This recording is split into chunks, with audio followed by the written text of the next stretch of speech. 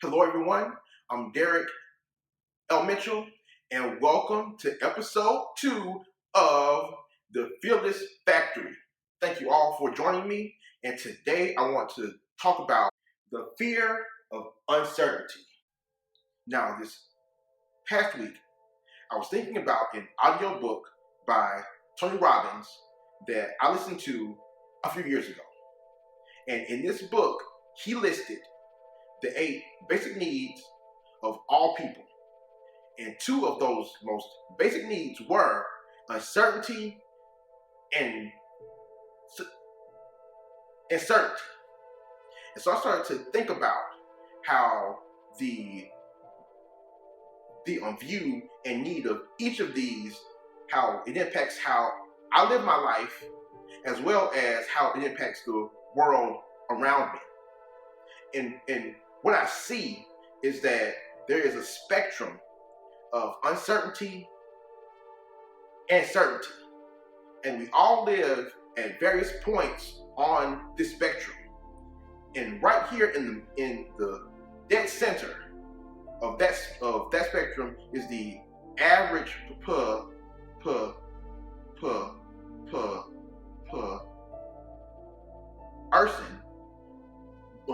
which needs a balance of both uncertainty and certainty. The average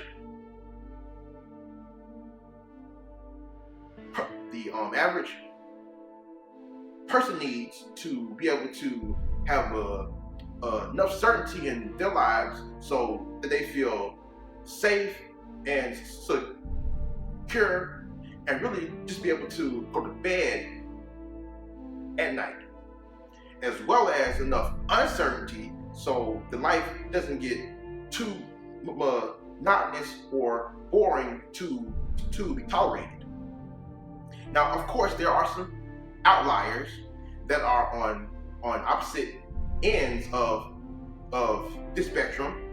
On the uncertain end are those who need near constant change in their lives, whether it's a job, their location, or the people that are in their lives. And on the other end of this spectrum are those that don't do as well with change, and have to know who will be in their lives, where they will live, and how they will make money with the high degree of predictability. But what I want to focus on right now is the center, is the average, and what happens when the average person experiences a shift to either end of the spectrum. Because when this happens, what you will see are the decisions and the actions of this person get unpredictable. Because when faced with a high level of uncertainty or certainty in our lives, we all react in different ways. And some of those ways are work counter to what would be our normal way of thinking or acting or making making a decision. So I wanted to explore how a shift in certainty or uncertainty changes us, and how that fear impacts how we live our lives. And I have a great example of that that is unfolding in our media right now.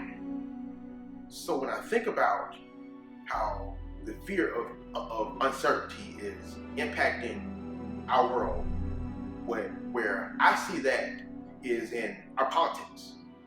And I'm pretty sure that people who are much smarter than I am have figured this out. But in my own mind, I was just able to make sense of this just this week, and I get it now. I get it. I understand why Trump is winning right now. Trump is winning as a result of him successfully identifying the fear and need of his audience. And that fear is of uncertainty, and that need is certainty. And he has successfully appealed to both of those.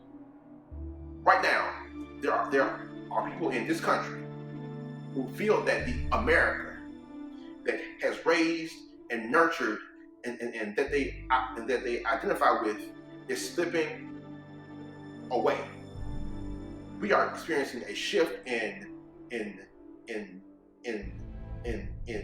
a makeup of our population, a shift in our values, and a shift in what is culturally acceptable.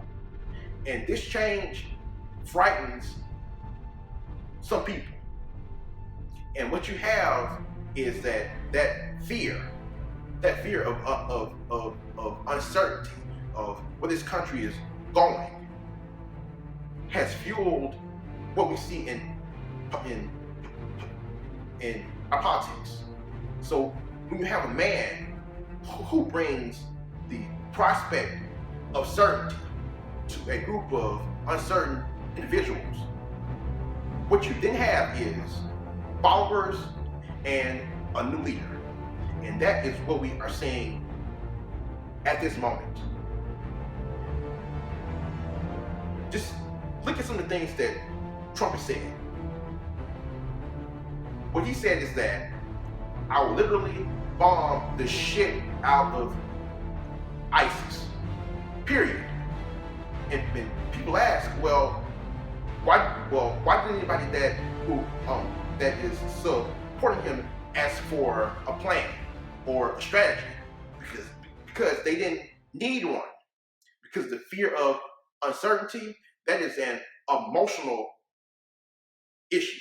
And you don't address or approach emotions with fact and logic.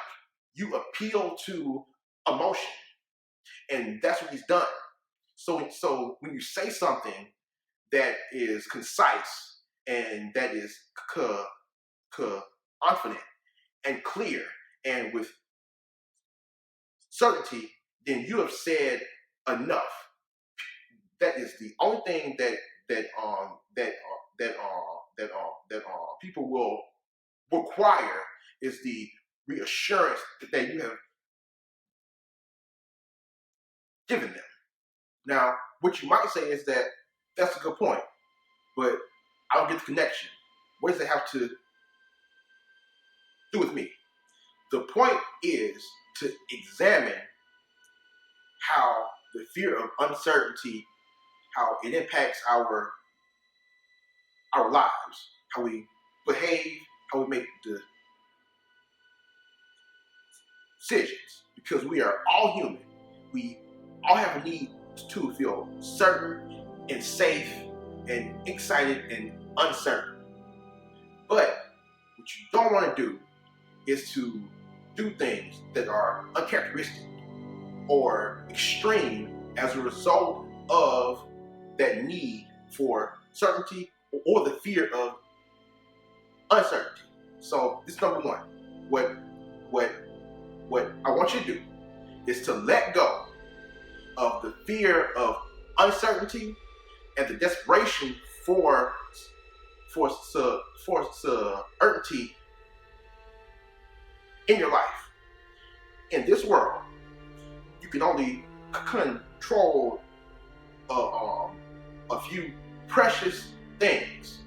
So there will always be things that are out of your influence and out of your control, and therefore uncertain. Let go of this need for certainty in your life, and the fear of uncertainty, because it's just a part of life. There's nothing that you can do about it to mitigate all uncertainty in your life. Let it go. 2, with any measure of uncertainty in your life, do not make any irrational or snap decisions. And please don't make any irresponsible actions as a result of any level of uncertainty in your life. What you will do is compromise your integrity and your values for something that is just not worth it. For example, if you are desperate for a job right now and you do something to make money that is out of alignment with your values, that is uncharacteristic in a bad way, you might achieve a small measure of certainty right now, but in the long term it's not worth it, because you will be certain that you will have a job and a paycheck, but you also have to go to that job every single day that you don't like. If you're lonely and you are desperate or have any need of certainty for who will be in your life, don't just get the one that's right in front of you. You wait for the one that you deserve, because if you do that, you will be certain that this person will be in your life and will be there every day, but then that person will be there every day. That person that you chose to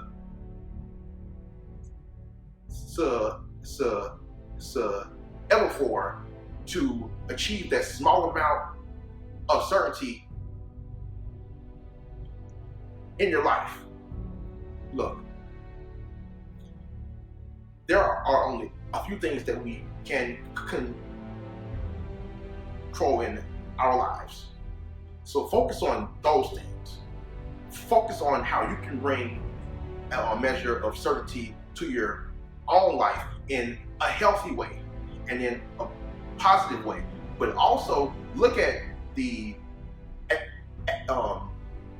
benefits of uncertainty, at the new opportunities that could be waiting for you in an uncertain situation or circumstance that is in your life.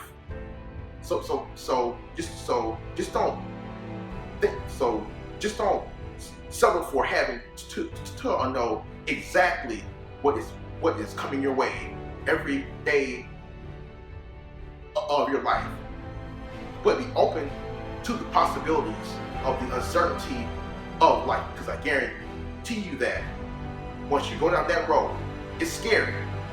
I know, because I'm there right now, and it's scary. But what you can find there could be worth a whole lot more than the small measure of certainty that you are settling for at this current time in your life. I'm Derek Mitchell, and I'm urging you to fight the fear of uncertainty in your life. And until next time, conquer fear, claim